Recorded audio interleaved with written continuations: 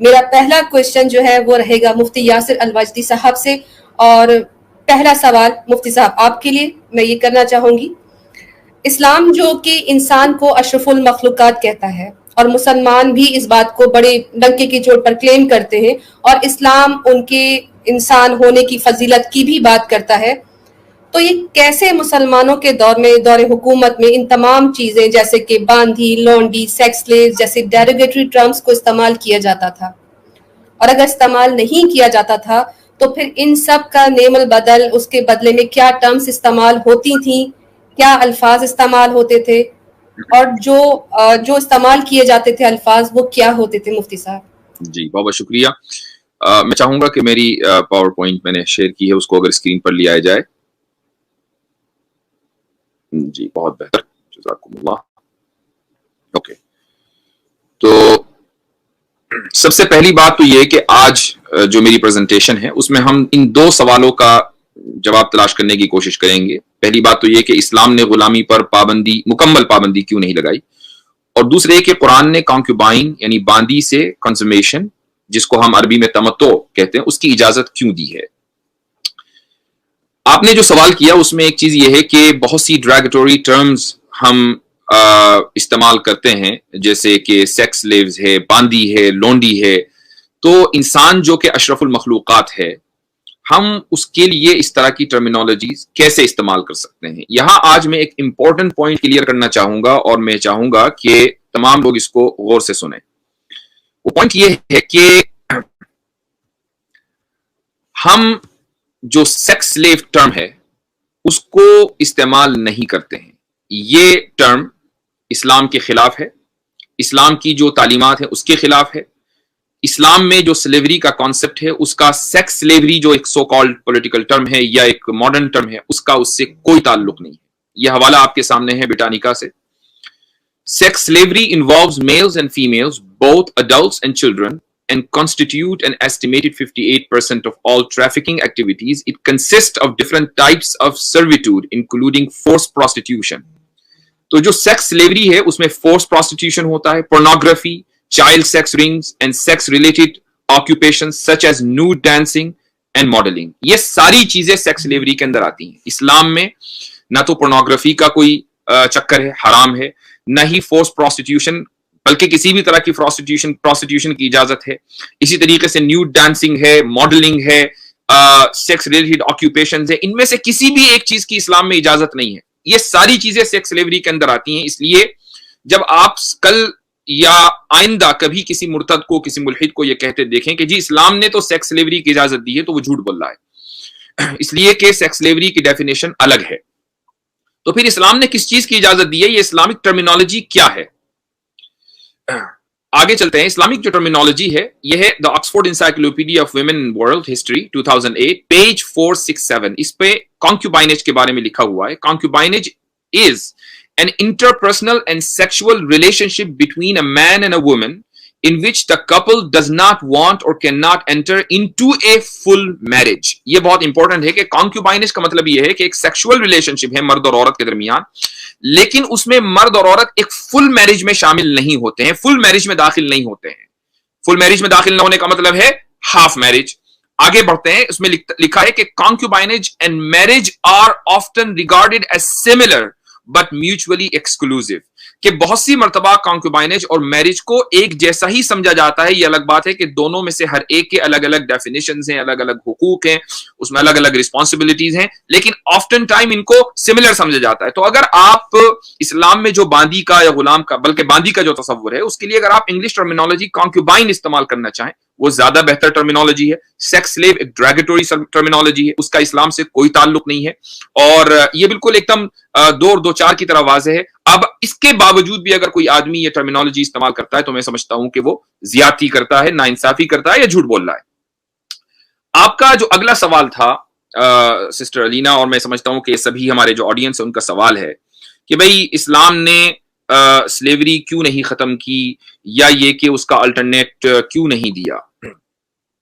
میں اس کا جو میں آرگیومنٹ دے رہا ہوں، بہت سارے آرگیومنٹس ہیں، لیکن میں ایک آرگیومنٹ دے رہا ہوں الزامی، دلیل الزامی. دلیل الزامی کا مطلب یہ ہے کہ ہم تھوڑی دیر کے لیے ہم وہ بات تسلیم کر رہے ہیں کہ جو मुल्हिदीन, मुर्तदीन और अपोस्टेट्स या एथिस्ट मानते हैं, और ये आर्ग्यूमेंट का नाम है यूटिलिटेरियन आर्ग्यूमेंट। देखिए, यूटिलिटेरियन जो लफ्ज है वो निकला है यूटिलिटी से, और यूटिलिटी के माने आते हैं कि जो चीज भी अच्छी है अक्सरियत के लिए, जो चीज भी बेहतर है वही मॉरल है, वही गुड है, ये है यूटिलिटेरियन। इसके मैंने हवाले भी दिए हैं, डेफिनेशंस भी दी है। तो आप देखें कि utilitarianism is a version of कॉन्सिक्वेंशियलिज्म which states that the consequences of any action are the only standards of right and wrong। कि आप किसी चीज का जब नतीजा देखेंगे तो नतीजे से पता चलेगा कि वो चीज अच्छी है या बुरी। नतीजा अच्छा है तो वो चीज अच्छी है, नतीजा बुरा है तो वो चीज बुरी है। इस यूटिलिटेरियनिज्म का जो बानी है उसका नाम है जर्मी बेंथम। तो उसके बारे में है ये ब्रिटानिका में। जर्मी Bentham, the founder of utilitarianism, described utility as that property in any object whereby it tends to produce benefits, advantage, pleasure, good or happiness for or to prevent the happening of mischief, pain, evil or unhappiness to the party whose interest is considered। वो party के जिसके मफादात वाबस्ता हैं उसकी खुशी या उससे गम को दूर करने के लिए जो काम भी किया जाए उसको यूटिलिटेरियनिज्म कहा जाता है या यूटिलिटी कहा जाता है। और यूटिलिटी के बुनियाद पर हम ये तय करेंगे कि कौन सी चीज अखलाकी है, कौन सी चीज गैर अखलाकी है। अब आप ये देखें कि अमेरिका में जो स्लेवरी थी 1861 तक, उसके बाद अब्राहम लिंकन ने, जैसे अभी हमारे कैसर भाई ने भी हवाला दिया है, इमेंसिपेशन प्रोक्लेमेशन साइन किया और उसके बाद स्लेवरी यकलख्त खत्म हो गई। उस वक्त, उससे पहले अमेरिका में 1800 तकरीबन 50 से ये डिबेट चली थी कि हम स्लेवरी को क्यों खत्म करें। तो जो सदर्न स्टेट्स थे उन्होंने ये यूटिलिटेरियन का आर्गुमेंट दिया। उन्होंने कहा कि भाई ये जो स्लेव्स हैं ये हमारी इकोनॉमी का हिस्सा हैं। अगर हमने इनको खत्म कर दिया तो हमारे खेतों में काम कौन करेगा, और अगर हमारे खेतों में काम करने वाले लोग नहीं रहे तो हम तो ज़राअती एतबार से, एग्रीकल्चर के एतबार से तबाह बर्बाद हो जाएंगे। और उस जमाने में जो कन्फेडरेसी बनी है जिसमें तकरीबन 9 या 11 स्टेट्स थे, तो उनकी जो इकोनॉमिक वैल्यू थी वो आज, अगर वो आजाद मुल्क होता तो उस जमाने में वो दुनिया के चौथे रिचेस्ट कंट्री होती। तो उनका जो पूरी बुनियाद थी इकोनॉमी की वो स्लेवरी के ऊपर थी और उनकी दलील ये थी। लेकिन जो नॉर्थ के स्टेट्स थे वो चाहते थे कि नहीं जी, हमारे यहाँ इंडस्ट्रियलाइजेशन हो गया, हमें वर्कर्स की जरूरत है, जितने भी स्लेव्स हैं सबको आजाद करो। अब जब सब आजाद हो जाएंगे तो उनको काम की जरूरत पड़ेगी, तालीम उनके पास है नहीं तो फैक्ट्री के अंदर काम आकर करेंगे। तो इस बुनियाद पर यह स्लेवरी की जंग शुरू हुई 1861 में। तो कहने का मकसद यह है कि अगर हम यूटिलिटेरियनिज्म आर्गुमेंट देखें, अब आप इस आर्गुमेंट को देखें कि मुल्हिद और जितने भी एथिस्ट हैं वो किस तरीके से इसको इस्तेमाल करते हैं। आप जानते हैं कि ये जो मुर्तदीन हैं या एथिस्ट हैं, इनको लिविंग रिलेशनशिप में कोई प्रॉब्लम नहीं है। एक मर्द और एक औरत हस्बैंड एंड वाइफ के बजाय अगर बॉयफ्रेंड और गर्लफ्रेंड बनकर एक साथ रहें तो इनके नजदीक एक मोरली गुड है, इसमें कोई प्रॉब्लम नहीं है। क्यों प्रॉब्लम नहीं है? उसकी वजह यह है कि आप वेस्टर्न कंट्रीज के जो लॉज हैं उसमें आप देखेंगे कि एक मर्द अगर औरत से निकाह करे और उसके बाद औरत मसलन अदालत में चली जाए और वो ये कहे कि भाई मुझे इस आदमी से तलाक चाहिए, और वो तलाक ले ले, तो उसकी तकरीबन अमेरिका में आधी प्रॉपर्टी औरत के नाम हो जाती है। तो इस प्रॉपर्टी की गैर मुनसिफाना तकसीम से बचने के लिए मर्द ये चाहता है कि यार मैं कभी शादी ना करूं और अपनी मेरी जो डिजायर है वो भी मैं पूरा करता रहूं, और उसका तरीका ये निकालता है कि लिविंग रिलेशनशिप में रहो। तो ये यूटिलिटी की बुनियाद के ऊपर लिविंग रिलेशनशिप को जायज करार दिया गया। आज आप देखें गे मैरिज है, ट्रांसजेंडरिज्म है, सब यूटिलिटी की बुनियाद पर कि भाई एक मर्द को इसी में प्लेजर मिलता है कि वो एक मर्द के साथ सोए, एक औरत को इसी में प्लेजर मिलता है कि वो एक औरत के साथ सोए, लिहाजा यही मोरली गुड है, यही अखलाकी एतबार से अच्छा है। यह है यूटिलिटेरियनिज्म। तो आज से पहले अगर तकरीबन 200 साल पहले यूटिलिटेरियनिज्म की बुनियाद पर गुलामी को दुरुस्त करार दिया गया, तो उससे पहले तारीख में जहां तक भी आप चले जाएं गुलामी मौजूद है, और गुलामी दरअसल उस मुल्क की और उस इलाके की इकोनॉमी का बुनियादी जरिया है। अगर गुलामी को यकलख्त खत्म कर दिया जाता तो इकोनॉमी कोलैप्स हो जाती। इस यूटिलिटेरियनिज्म की बुनियाद पर ही गुलामी को बाकी रखा गया, और ये मुल्हिदीन की और एथीस्ट की जो साइकी है उसके एतबार से, ये अखलाकी एतबार से सही होना चाहिए। उनको ये हक होना नहीं चाहिए कि वो गुलामी को बुरा कहें, क्योंकि इसी आर्ग्यूमेंट को वो दूसरी जगह इस्तेमाल करते हैं। मैं एक चीज और कहना चाहूंगा कि मुझे मालूम है कि जब मैं ये बात करूंगा और इस मौजू के ऊपर आज गुफ्तगू होगी तो कुछ लोग हमारी इस स्ट्रीम के ऊपर अपना तज्जिया भी पेश करेंगे, जो उनका हक है, दैट्स ओके। लेकिन अगर वो तज्जिया पेश कर रहे हैं तो उनको अपने यानी ईमानदारी का दामन नहीं छोड़ना चाहिए। हम जो बात कह रहे हैं मुकम्मल उसको सामने रखें और उसके बाद फिर वो उसका तज्जिया पेश करें। तो मेरी जो गुफ्तगू आज थोड़ी सी लंबी होने वाली है। मैं सिस्टर रीना ये पूछना चाहूंगा कि जो आपने 2-3 सवाल पूछे, क्या अभी उसका जवाब हुआ या कुछ बाकी है? میں نے جو ڈیروگیٹری ٹرمز کا پوچھا تھا وہ الحمدللہ آپ نے جواب دے دیا. میرے پاس couple of question 3 4 5 question in line ہے. اگر آپ باری باری جواب دینا چاہیں تو زیادہ بہتر ہوگا تاکہ ہم اس کو سیپریٹلی کلپ کر سکیں. آپ کی اجازت ہو تو جواب سوال. آپ کا اگلا سوال کیا تھا؟ جی میرا اگلا سوال یہ ہے اور یہ بھی میں معذرت کے ساتھ ملحدین کی زبان میں ہی پوچھ رہی ہوں کہ وہ یہ کہتے ہیں کہ لونڈی کے ساتھ فزیکل ریلیشن شپ آپ اس طرح جسٹیفائی کرتے ہیں کہ اس کی سیکشول ڈیزائرز کو اس کا میل اونر فلفل کر سکتا ہے کیونکہ اس کو میں اس کے اوپر اگلی بات میں آؤں گا. میں سمجھتا ہوں کہ ابھی یہ بات رہ گئی ہے کہ کیا اسلام نے غلامی کو ختم کیا ہے.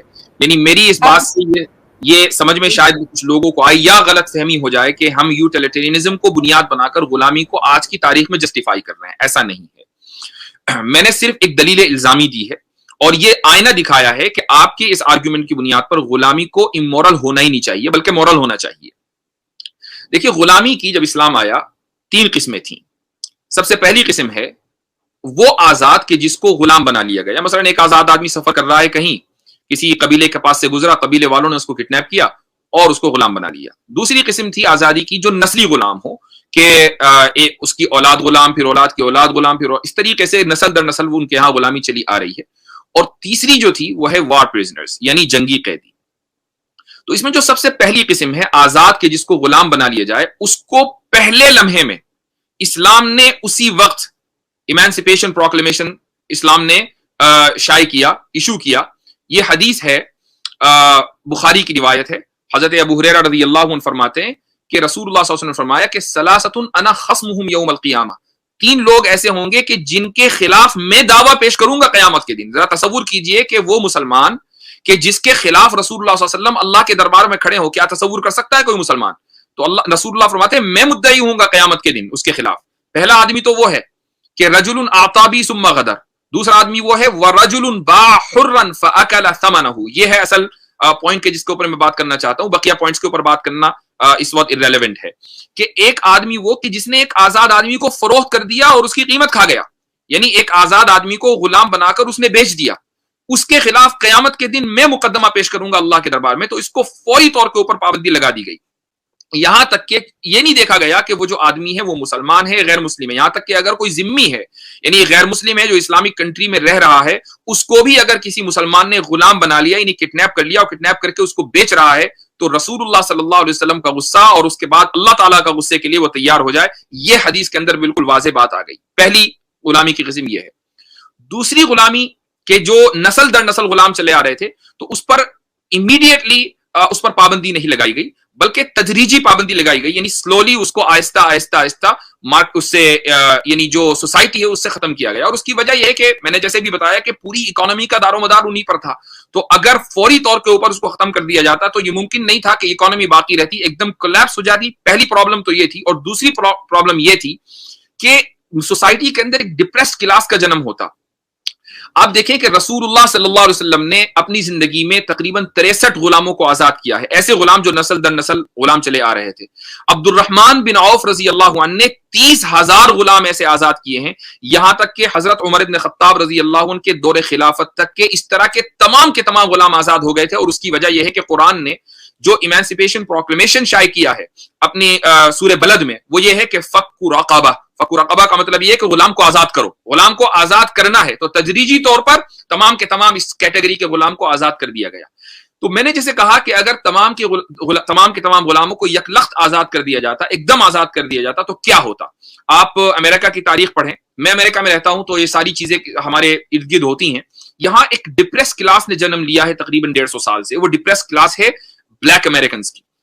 آج سے تقریباً 150 پونے 200 سال پہلے یہ سب کے سب لوگ غلام تھے. لیکن ابراہم لنکن نے ایک قلم کی جنبش سے, ایک دستخط سے ان تمام کے تمام لوگوں کو آزاد کر دیا. اس آزاد کرنے کے نتیجے میں کیا ہوا کہ مالک نے یہ سمجھا کہ یار یہ کل تک میرا غلام تھا, آج میرا ہمسر ہو گیا. اور غلام کو یہ سمجھ میں نہیں آ رہا تھا کہ اب میں آزاد ہو گیا ہوں تو کھاؤں گا کہاں سے. کل تک میرا آقا مجھ کو کھلاتا تھا, مجھ کو پلاتا تھا, میں کہاں سے کھاؤں گا. اس کو خود کام کرنا ہے, خود محنت کرنی ہے. اس کے پاس کام کرنے کا سلیقہ نہیں ہے. وہ تو کھیت کے اندر پورے دن کام کرتا تھا, اب اس کو کھیت میسر نہیں ہے, وہ کہاں جائے. اس کے نتیجے میں یہ ہوا کہ نسل در نسل ایک ڈپریس کلاس نے جنم لیا ہے. آج امریکہ میں اسلامو فوبیا ہے, لیکن جتنا بلیک فوبیا ہے اتنا شاید کسی دوسرے ملک میں ہو. یہ اسی کا نتیجہ ہے کہ اچانک سوسائٹی کا ذہن بنائے بغیر पूरे की पूरी कौम को आजाद कर दिया गया। तो उसके नतीजे में क्या हुआ? इस्लाम अगर ये करता तो मुसलमानों के अंदर भी फितरी तौर पर यही होना था, लेकिन मुसलमानों को तरगीब दी गई कि तुम आहिस्ता आहिस्ता गुलामों को आजाद करो। तो किसी भी डिप्रेस कम्युनिटी ने मुसलमानों के अंदर जन्म नहीं लिया, बल्कि जो गुलामों की औलाद थी तो वो तो हमारे यहाँ बड़े बड़े फुकहा, बड़े बड़े मुहद्दिसीन बने। आप देखें हदीस की किसी भी किताब को आप उठा लीजिए, उसमें नाफिया का नाम आएगा। नाफिया कौन है? आजाद करदा गुलाम है। किसी भी तफसीर का किताब उठा लीजिए, उसमें इक्रिमा का नाम आएगा। इक्रिमा कौन है? इक्रिमा आजाद करदा गुलाम है। तो जो आजाद करदा गुलाम है उनका स्टेटस ये है कि हमारे नजदीक वो इतने मोहतरम है कि हम उनका नाम लेते हैं तो रहमतुल्लाह अलैह कहते हैं, उनके नाम से पहले इमाम लगाते हैं। उनका जो ओरिजिनल स्टेटस था वो खत्म हो गया।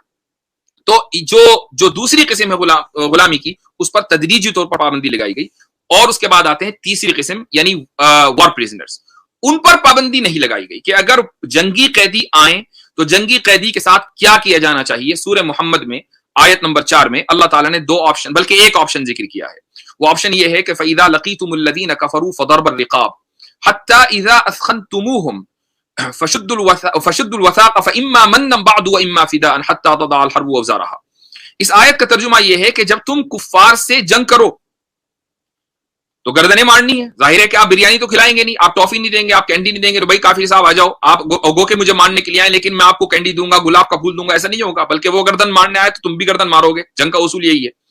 तो जब तुम मार चुको तो अब अगर वो तुम्हारे हाथ में लग जाए तो उनको कैद कर लो, फशुद्दुल वसाक़। कैद करने के बाद क्या करना है? एक ऑप्शन अल्लाह ने जिक्र किया है, फइम्मा मन्नन बअदु व इम्मा फिदाअन। एहसान करो या एहसान फ्री में करो या कॉम्पनसेशन लेकर उन पर एहसान करो, यहां तक ये जंग खत्म हो जाए। लेकिन जो मुसलमानों का लीडर है, जिसको हम इमामुल मुस्लिमीन या अमीरुल मोमिनीन कहते हैं, जो चीफ ऑफ आर्मी स्टाफ है या जो भी है, उसको 4 ऑप्शंस दिए हैं। और ये 4 ऑप्शंस हदीसों से हमें पता चलते हैं। कुरान ने सिर्फ एक ही ऑप्शन जिक्र किया है। उसकी वजह यह है कि गुलामी को इस कुरान ने और इस्लाम ने कभी प्रमोट किया ही नहीं। यही वजह है कि कुरान ने इसको जिक्र ही नहीं किया कि उनको गुलाम बना लो। ये हदीसों से हमें पता चलता है। वो 4 ऑप्शन क्या है? सबसे पहला ऑप्शन है जिजिया। दूसरा ऑप्शन है कि अगर आपको ये लगता है कि नहीं भाई ये लोग तो टेररिस्ट हैं, हम इनके जिजिया ले लेंगे, ये बम फोड़ेंगे, ये मासूमों को कत्ल करेंगे, ये मुसलमान औरतों का रेप करेंगे, ये बच्चों को कत्ल करेंगे, तो ठीक है उनको भी कत्ल किया जाएगा फिर जब ये लोग टेररिस्ट हैं। तीसरी जो चीज है वो है इनको गुलाम बना लो। और चौथा जो ऑप्शन है वो ये कि विद और विदाउट कॉम्पनसेशन उनको ऊपर एहसान करो, एहसान करके छोड़ दो। फतहुल बारी में इब्न हजर अस्कलानी ने ये 4 ऑप्शन जिक्र किए हैं, लेकिन कुरान ने सिर्फ एक ही ऑप्शन जिक्र किया है। बाकी ऑप्शन हदीसों से हमें मिलते हैं। और ये 4 ऑप्शंस ये अमीरुल मोमिनीन या जो चीफ ऑफ आर्मी स्टाफ है वो डिसाइड करेगा कि हालात के मुताबिक कौन सा ज्यादा ऑप्शन बेहतर है और कौन सा बेहतर नहीं है। लिहाजा अगर जंगी कैदी आए तो उनका भी एक ही मसरफ नहीं है कि उनको हम गुलामी बनाएंगे, बल्कि उनके 4 ऑप्शन है। उनमें से अगर ये जरूरी समझा गया कि गुलाम बनाना है तो गुलाम बनाया जाएगा। और ये जरूरी क्यों समझा जा सकता है? ये इसलिए कि अगर मुसलमानों के कैदी मसलन गैर मुस्लिमों के पास चले जाएं और उन्होंने गुलाम बना लिया तो जाहिर है कि मुसलमान भी फिर जो गैर मुस्लिमों के कैदी मुसलमानों के पास हैं उनको गुलाम बनाएंगे। टिट फॉर टैट का उसूल चलता है जंगों में। जंगों में ऐसा नहीं होता कि आप तो कत्ल करें हमें और हम आपको जो है बिरयानी खिलाएं या हम हलीम खिलाएं, ऐसा नहीं होता। जो आप करेंगे वो हम करेंगे, ये जंग का उसूल है। तो इस तरीके से गुलामी की तीसरी किस्म है उसको इस्लाम ने वक्ती तौर पर खत्म नहीं किया, चूंकि ये इंटरनल मसला नहीं था, ये एक्सटर्नल मसला था। ये दूसरों की मदद और दूसरों के ताउन और दूसरों के साथ मुआहिदा यानी दूसरी कौमों के साथ मुआहिदे के बगैर इसको खत्म नहीं किया जा सकता था। अगर इस्लाम ये कहता कि नहीं जी हम जंगी कैदियों को गुलाम नहीं बनाएंगे, तो मुसलमान कैदी जब दूसरों के पास जाते तो गुलाम बनते, लेकिन जब उनके कैदी मुसलमानों के पास आते तो गुलाम न बनते। इसलिए इस्लाम ने इसको खत्म नहीं किया। अब आपका जो अगला क्वेश्चन है सिस्टर अलीना, मैं वो चाहूंगा कि जो बांदी के ताल्लुक से था उस पर आप आ जाए। वो क्या क्वेश्चन था? जी बहुत शुक्रिया। और माशाल्लाह कमेंट्स में भी रिप्लाई आ रहे हैं कि अब बात समझ आ रही है। और यकीन जाने कि मैं भी कई दफा पढ़ चुकी हूँ, लेकिन जिस तरह आपने बात समझाई है that makes lot of sense. अगला क्वेश्चन मुलहिदीन की तरफ से आता है कि आप ये कहते हैं कि लौंडी के साथ फिजिकल रिलेशनशिप इस तरह जस्टिफाई किया जा सकता है क्योंकि उनको सेक्सुअल डिजायर्स होती हैं और उनके ओनर्स जो हैं वो उसे फुलफिल करते हैं। अब इसमें यह है कि जब उनको फीमेल्स को जरूरत है और उनकी ख्वाहिशात हैं, तो ऐसा क्यों है कि जो मर्द गुलाम है उनकी ख्वाहिशात कहाँ से पूरी होंगी? इस्लाम उनकी इजाजत क्यों नहीं देता? और अगर इजाजत नहीं दी तो क्यों नहीं दी? इसके बहुत सारे पॉइंट्स हैं। और क्या ममानत थी कि एक मर्द गुलाम अपनी औरत मालिका के साथ फिजिकल रिलेशनशिप रखकर अपनी वो सेक्सुअल डिजायर्स को पूरा नहीं कर सकता था? کیا مفتی صاحب یہ ایک ناانصافی نہیں ہے؟ کیا مرد غلام کی کوئی خواہش نہیں ہوگی سیکشول ڈیزائرز کی طرف؟ جی سب سے پہلی بات تو یہ ہے کہ میں اس کوشچن کو صحیح کرنا چاہوں گا. مجھے معلوم ہے کہ یہ ملحدوں کی طرف سے آپ کر رہی ہیں, لیکن چونکہ ملحدوں کا ہی کوشچن فنڈامنٹلی رانگ ہے تو اس لیے اس کو صحیح کرنا ضروری ہے. باندیوں سے یا کانکیوبائن سے, ہم اردو میں ان کو باندی کہتے ہیں, اگر کنزومیشن ہوتا ہے تو وہ کنزومیشن اس لیے نہیں ہوتا کہ باندی کی خواہش کو پورا کرنا ہے. لہٰذا اب آپ یہ کہیں کہ جی پھر غلام کی خواہش کا کیا. یہ الگ بات ہے کہ غلام کی خواہش پوری کرنے کے لیے اسلام نے جو اجازت دی ہے وہ یہ کہ غلام کی شادی ہو سکتی ہے, اس میں کوئی حرج نہیں ہے, اس طریقے سے وہ اپنی خواہش پوری کر سکتا ہے. لیکن باندی کے ساتھ جو کنزومیشن ہوتا ہے وہ اس لیے نہیں ہوتا ہے کہ اس کی خواہش پوری کرنی ہے. اصل جو اعتراض ہے وہ یہ ہے کہ بھائی باندی کے ساتھ یا جو کانکیوبائن ہے اس کے ساتھ اگر اس کا جو ماسٹر ہے وہ کنزومیشن کرتا ہے تو کیا یہ ریپ نہیں ہے؟ چونکہ یہ اس کے کنسنٹ کے خلاف ہے, آپ نے اس کا کنسنٹ لیا نہیں اور اس کے ساتھ یہ زیادتی کی, جنسی زیادتی, تو یہ جنسی زیادتی تو ریپ ہوئی. ہاں اگر اس کا کنسنٹ ہو تو بھی کوئی حرج نہیں ہے. تو ساری بات جو ہے وہ کنسنٹ پہ آ کر رک جاتی ہے, رضامندی کے اوپر رک جاتی ہے. یعنی اگر آپ آج کے لبرل سوسائٹی میں دیکھیں, ایک آدمی چاہے وہ میرڈ ہی کیوں نہ ہو, اگر وہ آؤٹ آف دا وے جا کر کسی عورت کے ساتھ سیکشول انٹرکورس کرتا ہے, کنزومیشن کرتا ہے اور رضامندی کے ساتھ, تو کورٹ کو کوئی پرابلم نہیں ہے. بیوی کو پرابلم ہو سکتی ہے, کورٹ کو کوئی پرابلم نہیں ہے, لا کو کوئی پرابلم نہیں ہے. یہ لیگلی یا معاشرے میں امورل بھی نہیں سمجھا جاتا. میں لبرل معاشرے کی بات کر رہا ہوں. تو ساری بات آتی ہے کنسنٹ کے اوپر. تو آج کنسنٹ کے اوپر گفتگو کرتے ہیں کہ کنسنٹ ہے کیا. اور میں اپنے ناظرین سے چاہوں گا جو آج کی اس لائیو کو دیکھ رہے ہیں یا بعد میں دیکھیں گے کہ وہ اس کو آج نوٹ کر لیں اور بہت غور سے سنیں کہ کنسنٹ کیا ہے. دیکھیے, ایک امریکہ میں اور یورپ میں ایک تنظیم ہے, یہ این جی او ہے, نان گورنمنٹل آرگنائزیشن ہے, اس کا نام ہے پلانٹ پیرنٹہڈ. آپ اگر گوگل کریں گے تو آپ کو اس کی پوری ہسٹری مل جائے گی, اس کے آفیشیل پیج کے اوپر آپ جا سکتے ہیں. اس کے آفیشیل پیج کے اوپر کنسنٹ اگر آپ ڈالیں گے تو یہ پورا جو میں نے آپ کے سامنے پیش کیا ہے اسکرین کے اوپر, یہ آ جائے گا, یہ پوری عبارت, یہ پورا ٹیکسٹ. وہ کہتے ہیں کہ کنسنٹ کے 5 معیارات ہیں, 5 اسٹینڈرڈز ہیں. FRIES, اگر آپ اس کو ایک لفظ بنا کر پڑھیں گے تو ہے فرائز, یعنی فرینچ فرائز. تو مجھے یقین ہے کہ آج کے بعد فرینچ فرائز تھوڑا سا آپ کو برے لگیں گے, اس لیے اگر آپ اس کو آلو کا چپس کہیں تو زیادہ بہتر ہے. تو فرائز کیا چیز ہے؟ یہ کنسنٹ کی ڈیفینیشن ہے. کنسنٹ یعنی میاں یا مرد اور عورت کے درمیان اگر کنزومیشن ہو رہا ہے تو کنسنٹ کو ہم کیسے مانیں, کیسے سمجھیں کہ کنسنٹ ہے, فل رضامندی ہے. اور اگر ان میں سے کوئی ایک پوائنٹ بھی مس ہو جاتا ہے تو اس کا مطلب یہ ہے کہ فل رضامندی نہیں ہے اور اس میں مرد کے خلاف کیس ہو سکتا ہے, ریپ کے چارجز اس پہ لگ سکتے ہیں. سب سے پہلی بات تو یہ ہے کہ فریلی گیون. فریلی گیون کا مطلب یہ ہے کہ یہ ایک جو کنسنٹ ہے یہ آپ کی چوائس ہے. اس کے اوپر آپ کو کوئی پریشر نہیں ہونا چاہیے, کوئی مینیپولیشن نہیں ہونا چاہیے, کسی طرح کا انفلوئنس نہیں ہونا چاہیے ڈرگ یا الکوہول کا. پتا چلا کہ مرد نے عورت کو ڈرگ پلا دی, الکوہول پلا دیا اور اس کے ساتھ اس نے کنزومیشن کر لیا, تو یہ فریلی گیون کا وائلیشن ہوا, یہ کنسنٹ نہیں ہے. بات سمجھ میں آتی ہے؟ ریورسبل. ریورسبل کا مطلب یہ ہے کہ اگر ایک مرتبہ عورت نے کنسنٹ دے دیا تو اس کا مطلب یہ نہیں ہے کہ اب وہ جب تک کنزومیشن چلتا رہے گا, انٹرکورس چلتا رہے گا, یہ کنسنٹ باقی ہے, بلکہ عورت کسی بھی موقع پر اس کو ریورس کر سکتی ہے. تو لکھا ہے کہ anyone can change their mind about what they feel like doing any time, even if you have done it before, and even if you are both naked in bed.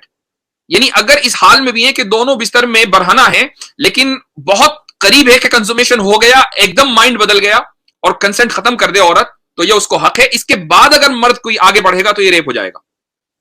تیسری چیز ہے انفارمڈ. انفارمڈ کا کیا مطلب ہے؟ یعنی جو کام ہو رہا ہے اس کے تعلق سے مکمل معلومات پہلے دے دینی چاہیے. You can only consent to something if you have the full story. For example, if someone says that he will use a condom and then they don't, there isn't full consent. واضح ہے بالکل, جو لوگ English سمجھتے ہیں, لیکن جو لوگ نہیں سمجھتے ان کے لیے بتا دوں کہ ایک مرد نے کہا جی کنڈم یوز کروں گا لیکن نہیں کیا, تو یہ کیلیفورنیا کی کورٹ میں, اس کو شیلتنگ بولتے ہیں, کیلیفورنیا کی کورٹ میں 7 اکتوبر کو پچھلے سال ہی یہ فیصلہ آیا ہے کہ یہ سول کرائم ہے کہ چونکہ کنسنٹ جو ہے وہ فلی انفارمڈ ہونا چاہیے, وہ نہیں پایا گیا. چوتھی چیز ہے enthusiastic. اس کا مطلب کیا ہے؟ when it comes to sex you should only do stuff you want to do, not things that you feel you are expected to do. میں اس کے بارے میں ذرا تفصیل سے بات کروں گا آگے. उसके बाद है specific, saying yes to one thing like going to the bedroom to make out doesn't mean you have said yes to others. यानी अगर एक औरत ये कहती है, यानी तलाउब कर रही है, मेक आउट कर रही है, यानी जो कंज्यूमेशन से पहले जो टचिंग होती है, अगर वो कर रही है तो उसका मतलब ये नहीं है कि वो सेक्स भी करना चाहती है। स्पेसिफिक होना चाहिए, यानी वो आपको बताए कि हाँ जी यही काम करना है तो फिर होगा, वरना कंसेंट नहीं है। अब ये जो इसमें 3 पॉइंट हैं, रिवर्सिबल, इन्फॉर्म्ड और इंथुसियास्टिक, मैं इसके ऊपर थोड़ा सा तफसील से बात करना चाहूंगा। और उसमें भी जो इंथुसियास्टिक है, इंथुसियास्टिक का क्या मतलब है प्लान्ड पेरेंटहुड के नजदीक, और मैं इस ऑर्गेनाइजेशन को ये कह सकता है भाई ये तो इस ऑर्गेनाइजेशन की डेफिनेशन है। भाई इस ऑर्गेनाइजेशन की डेफिनेशन की बुनियाद पर पूरा मुआशरा चल रहा है, अमेरिका में लॉज बन रहे हैं, जो वेस्टर्न लिबरल सोसाइटीज है वो इस ऑर्गेनाइजेशन की बुनियाद पर चल रही है। ये इतना बड़ी ऑर्गेनाइजेशन है जिसके पास बिलियंस ऑफ डॉलर्स हैं। तो इंथुसियास्टिक क्या है? Asking permission before you change the type or degree of sexual activity with phrases like is this okay? थोड़ा सा I'm sorry, लेकिन बात को बहुत वाज़ेह करने के लिए मुझे कुछ तरह के अल्फाज इस्तेमाल करने पड़ेंगे। मसलन एक आदमी और एक मर्द और औरत जमा है, ओरल सेक्स चल रहा है। अब मर्द जो है वो उसको बदलना चाहता है, तो वो पहले इजाजत ले कि मैं उसको, यानी जो एक्चुअल सेक्स है कि मैं वो कर लूं, वो कहेगी हाँ जी ठीक है कर लो, चलो भाई आगे बढ़ो। अगर उसने नहीं पूछा ये रेप हो जाएगा। इसी तरीके से confirming that there is reciprocal interest before initiating any physical touch, कोई भी जरा सा फिजिकल टच हो पहले पूछ लो, ठीक है हाँ भाई ठीक है चलो भाई आगे बढ़ो। उसके बाद आगे letting your partner know that you can stop any time, आप अपने पार्टनर को ये बता दें देखो भाई किसी भी वक्त आप जो है, यानी मर्द या औरत से कहते हैं किसी भी वक्त तुम्हारा जहन किसी भी लम्हे अगर बदलना चाहे फौरन बदल जाए, मुझे बता देना, मैं फौरन रुक जाऊंगा।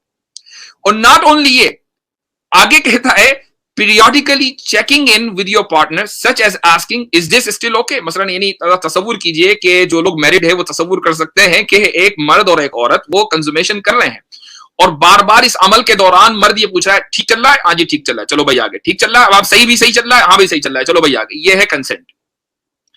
तो इस तरह ये एक ऐसा कंसेंट को डिफाइन किया गया है ताकि बेड में, ये वजह उसकी क्या है? वजह उसकी ये है कि अभी तक जब कंज्यूमेशन होता है तो मर्द लीड करता है, लेकिन आप कंसेंट को इस तरह डिफाइन करें कि मर्द लीड ना करे, औरत लीड करे, इसलिए कंसेंट की ये डेफिनेशन की गई है। तो अब यहां सबसे पहले सवाल होता है कि ये जो रिवर्सिबल, इन्फॉर्म्ड और इंथुसियास्टिक है, ये जो रिवर्सिबल है, क्या वाकई कंसेंट लिबरल सोसाइटी में रिवर्सिबल होता है? ऐसा नहीं है। मैं कई मिसालें आपको दूंगा, जरूरी नहीं कि सारी की सारी मिसालें जो हैं वो क्या कहना चाहिए सेक्स और कंज्यूमेशन से रिलेटेड हो। देखिए, आप डेमोक्रेसी में वोट देते हैं, वोट आपका क्या है? वोट आपका कंसेंट है। क्या आप वोट देकर रिवर्स कर सकते हैं अगले इलेक्शन से पहले? नहीं कर सकते। तो आपका वो जो कंसेंट आपने पॉलिटिकल लीडर को दिया है, और ये याद रखिए कि एक आदमी और एक मर्द और एक औरत जब एक बेड में होते हैं तो ये उनका जाती पर्सनल मामला है, उससे सोसाइटी को कोई लेना देना नहीं है। लेकिन जब आप वोट देते हैं तो पूरी सोसाइटी के ऊपर फर्क पड़ता है। तो ये जो वोट है ये आपका कंसेंट है, लेकिन आप उसको रिवर्स नहीं कर सकते। इसी तरीके से इन्फॉर्म्ड की आपको मिसाल देता हूं। इन्फॉर्म्ड का मतलब ये है कि आपको पहले से मालूम होना चाहिए कि मैं क्या करने जा रहा हूं, लेकिन अगर जरा से उसकी खिलाफ वर्जी हुई तो क्या आप अपने कंसेंट को रिवर्स कर सकते? नहीं कर सकते। मिसाल, आपने मसलन एक वजीर आजम को या सदर को वोट दिया, यानी कंसेंट दिया कि मैं चाहता हूं कि तुम लीड करो, लेकिन आपकी ख्वाहिश यह है कि वो जंग ना करे। मसलन अमेरिका में आपने वोट दिया और आपकी ख्वाहिश ये है कि भाई बाइडन जो है वो जंग ना करे, और बाइडन ने ये प्रॉमिस भी किया है कि मैं जंग नहीं करूंगा, लेकिन उसके बाद हालात ऐसे आए कि बाइडन को जंग करनी पड़ी। तो क्या आप उसको रिवर्स कर देंगे? नहीं कर सकेंगे। आप अपने कंसेंट को रिवर्स नहीं कर सकते। इसका मतलब यह हुआ कि लिबरल सोसाइटी में जो कंसेंट होता है वो जरूरी नहीं है कि रिवर्सेबल हो, इरिवर्सिबल भी होता है, और जरूरी नहीं है कि फुल्ली इन्फॉर्म्ड हो, बल्कि पार्शियली या बिल्कुल भी इन्फॉर्म्ड ना हो, ऐसा भी मुमकिन है। तो भाई कंसेंट का कोई एक मेयार तो तय होना चाहिए। कोई भी मेयार लिबरल सोसाइटी में तय नहीं है। और एक अहम पॉइंट वो ये है कि एक मर्द या एक औरत अगर खुद ही अपना कंसेंट दे रहा है, ये भी जरूरी नहीं है, बल्कि एक्सपर्ट का कंसेंट भी काफी है। एक मैं मिसाल देता हूं, ये केस है 1957 का, एक ब्रिटिश कोर्ट का, ये लीगल इंसाइक्लोपीडिया है BMLR 5, उससे यह हवाला है। इन a case of non consensual psychiatric treatment where it was found that a doctor is not guilty of negligence if he has acted in accord with the practice accepted as proper by a responsible body of medical men skilled in that particular art. इसका मतलब ये हुआ कि एक case हुआ था, उसमें यह था कि एक शख्स को साइकाइट्रिक हेल्प की जरूरत थी, लेकिन उसकी मर्जी के खिलाफ उसका वो ट्रीटमेंट किया गया। وہ شخص جو ہے کورٹ چلا گیا تو لیکن کورٹ نے جو رول کیا وہ یہ کیا کہ آپ کے کنسنٹ کی کوئی ضرورت نہیں ہے، جو کہ ڈاکٹر نے جو آپ کو ٹریٹمنٹ دیا ہے وہ اس میدان کے جو ماہرین ہیں ان کے طریقہ کار، ان کے طے کردہ جو اصول و ضوابط ہیں ان کی روشنی میں آپ کو ٹریٹمنٹ دیا گیا ہے، تو آپ کا کنسنٹ ہو یا نہ اس سے کوئی فرق نہیں پڑتا، اور جس بندے نے کیس کیا تھا وہ کیس ہار گیا۔ اس کا مطلب یہ ہوا کہ مغربی جو سوسائٹی ہے، جو لیگل فیلڈ ہے، یا جو سوشل معاشرہ ہے، جو سوشل جو میدان ہے، ہر جگہ کنسنٹ آف ایکسپرٹس کو بھی کنسنٹ مانا جاتا ہے۔ کنسنٹ آف ایکسپرٹس کو ایکسپرٹ مانا جاتا ہے، یعنی اگر کوئی آدمی خود کنسنٹ نہ بھی دے لیکن ایکسپرٹ کی طرف سے کنسنٹ اور رضامندی ہے تو اس کو مانا جائے گا۔ اب آ جاتے ہیں ایک اور پوائنٹ کے لیے۔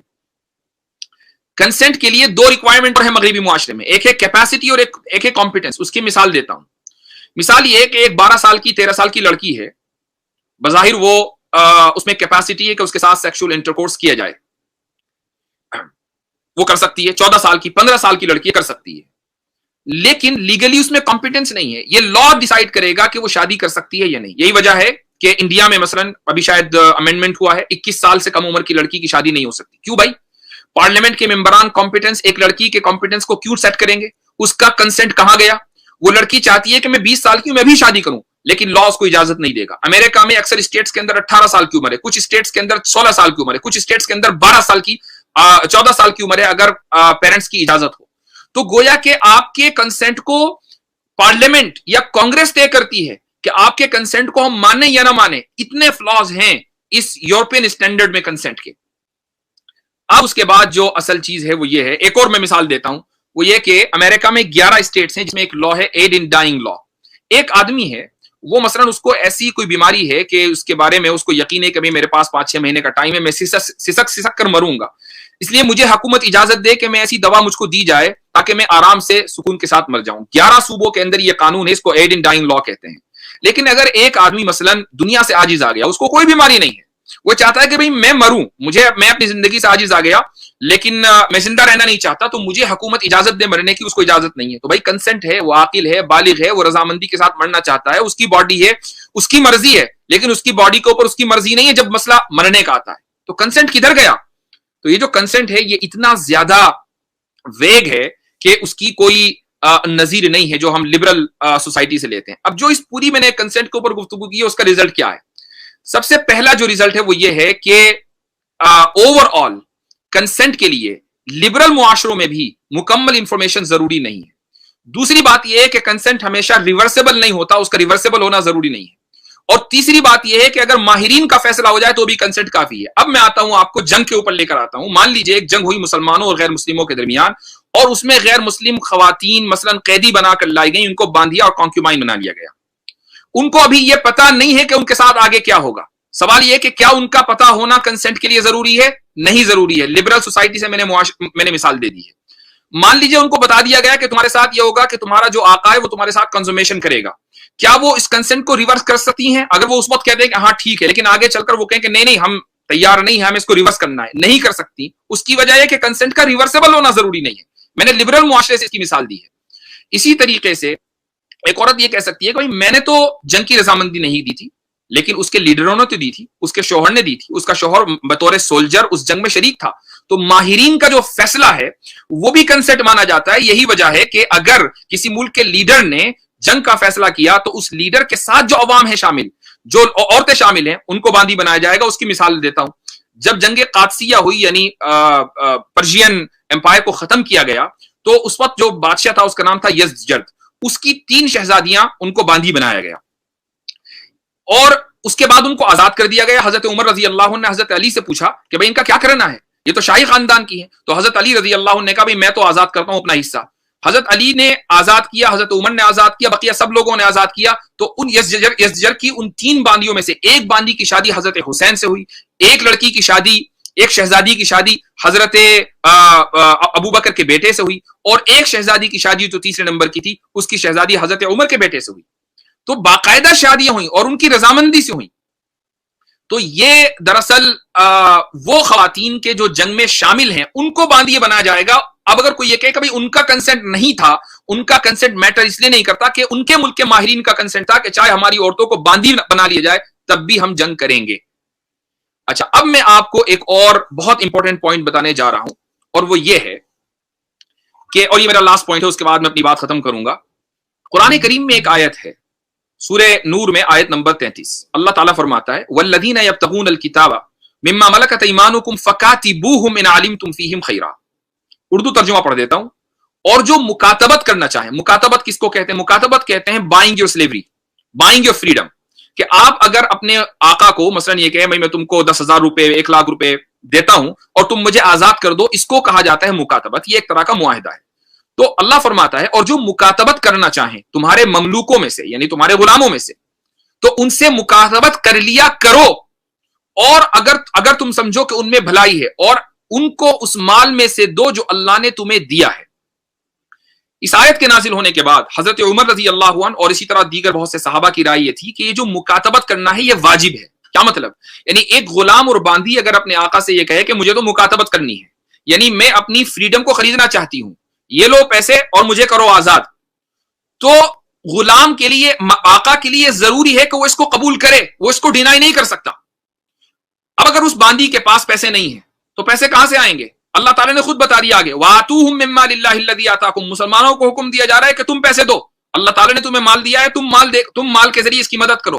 زکوٰۃ کے جو مصارف ہیں ان میں سے ایک مصرف اس طرح کے غلاموں کو آزاد کرانا ہے، ضروری ہے یہ مسلمانوں کے لیے کہ اس کی مدد کریں۔ اب میں ایک انسیڈنٹ سیرت سے سنا دیتا ہوں آپ کو، یہ ہے یہ تفسیر بغوی کا میں نے حوالہ دیا، کوئی آدمی کہے کہ نہیں جی حضرت عمر کی جو بات ہے وہ آپ نے جھوٹ کہہ دی، یہ تفسیر بغوی کا حوالہ ہے۔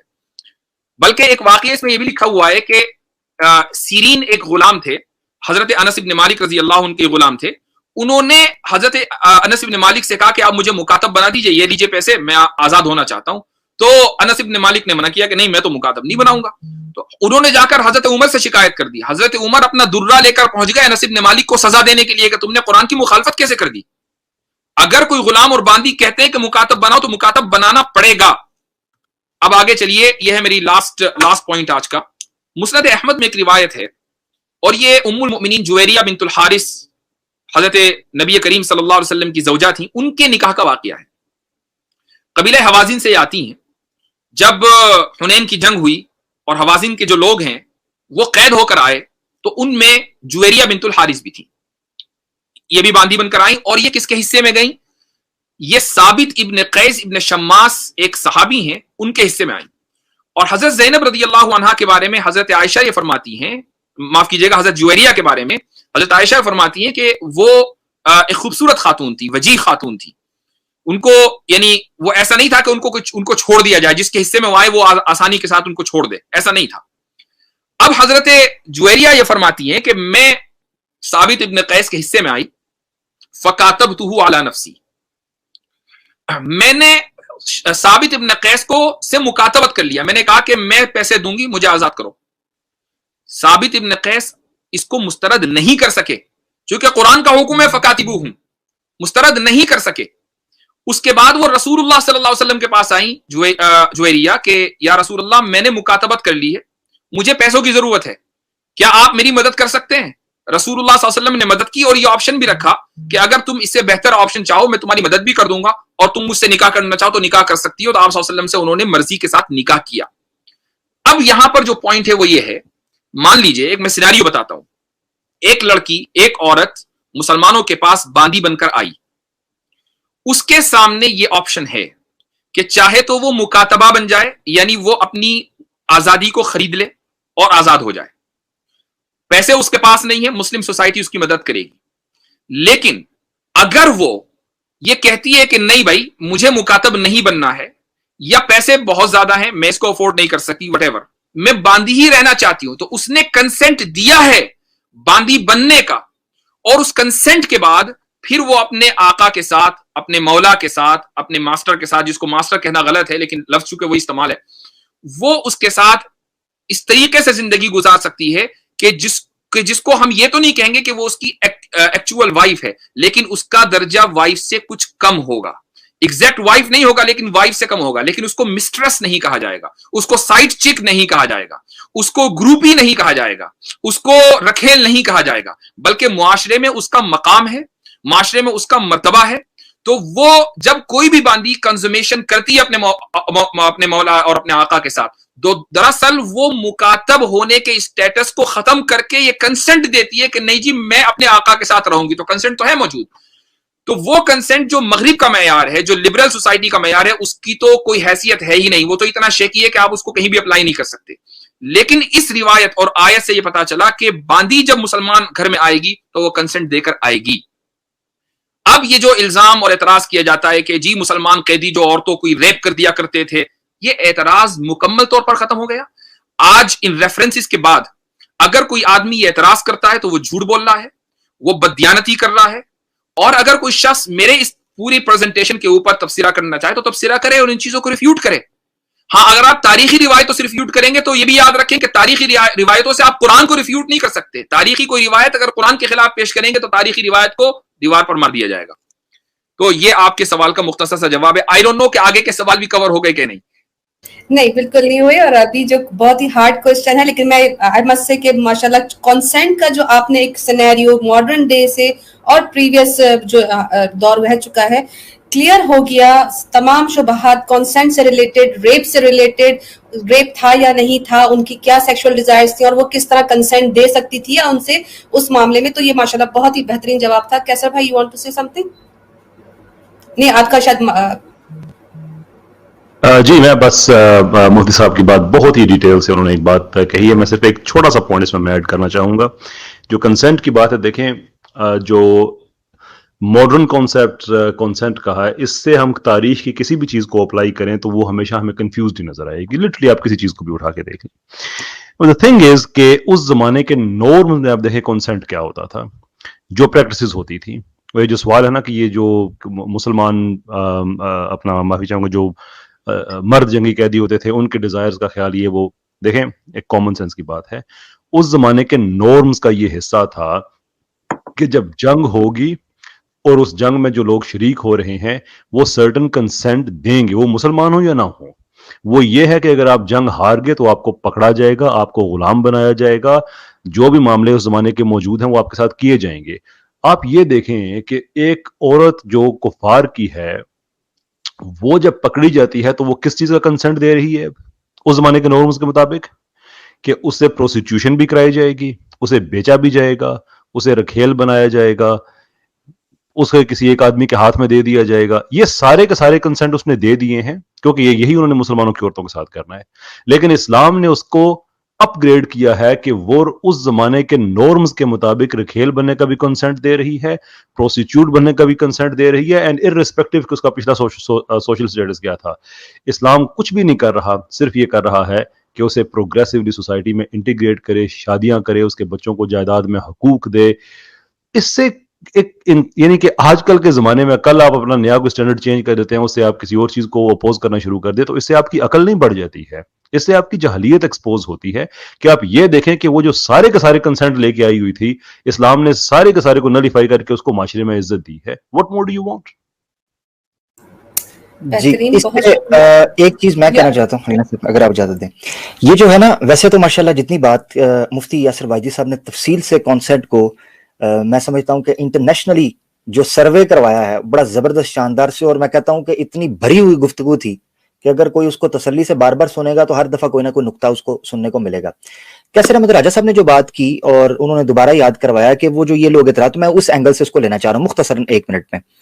وہ یہ چیز ہے کہ جو یہ کہتے ہیں کہ جناب عورت جو ہے اس کے ساتھ جو فزیکل ہوا جا رہا ہے, تو جو غلام مرد آیا ہے تو اس کے بھی تو ڈیزائرز ہیں نا. مفتی صاحب نے اس کے اوپر تمہیدی گفتگو کے اندر ہی بات کر دی تھی کہ مسئلہ یہ نہیں ہے کہ اس کی کون سی ڈیزائر ہے کیا نہیں. میں یہاں پر جو چیز ایڈ کرنے لگا اس کی طرف آپ کی توجہ دلاتا ہوں.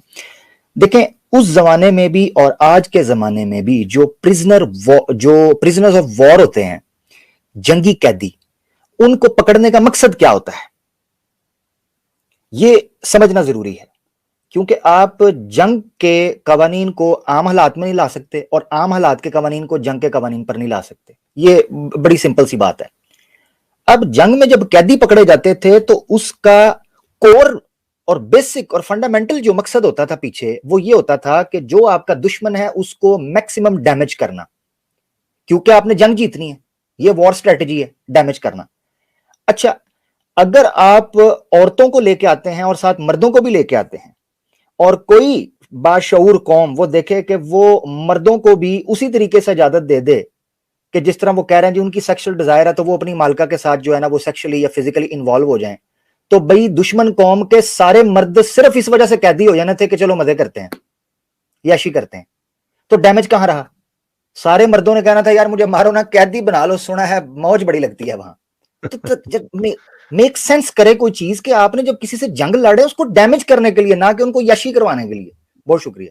सबने बहुत अच्छी इल्मी दलाइल दिए कंसेंट के रिलेटेड, और जाहिर सी बात है एक औरत जंग में आती है तो उसको सब कुछ सोच कर आना पड़ता है। जिस तरह मैं अगर एक बहुत ही लो बात करूं वो ये है कि मुझे भी पता था कि जब मैं इस टीम के साथ जुड़ूंगी तो मुझे गालियां भी पड़ेंगी, मुझे बहुत कुछ होगा, इसके बावजूद भी मैं जुड़ी और मैं वो कॉन्सिक्वेंसेस फेस कर रही हूँ। दैट वाज माय कंसेंट और मैं इसमें आई खुद। तो इस तरह का ये है कि एक औरत जब जंग में उतर रही है तो उसको पता है कि उसके साथ क्या होने वाला है, और यही सबने माशाल्लाह बहुत अच्छे से एक्सप्लेन किया।